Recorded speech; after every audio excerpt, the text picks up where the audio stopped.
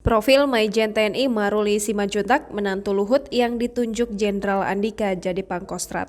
Panglima TNI Jenderal TNI Andika Perkasa telah menunjuk Maijen TNI Maruli Simanjuntak sebagai Panglima Komando Cadangan Strategis Angkatan Darat.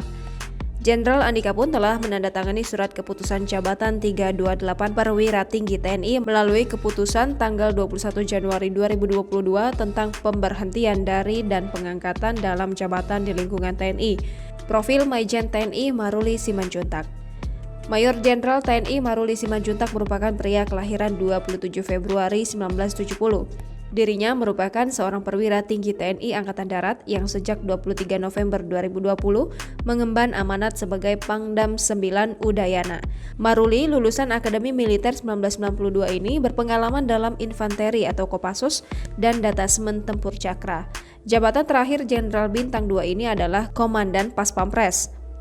Ia juga merupakan menantu dari Menteri Koordinator Bidang Kemaritiman Indonesia, Jenderal TNI Luhut Binsar Panjaitan.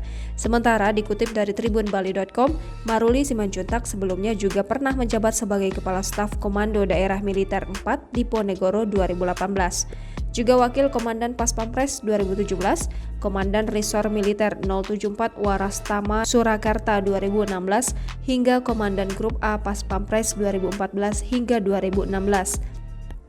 Sebelumnya, nama Maruli sudah disebut-sebut potensial untuk menduduki jabatan Pangkostrat.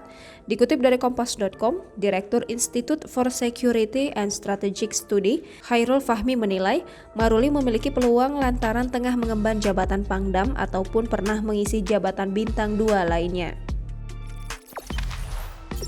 Jangan lupa subscribe, share, komen, dan like ya!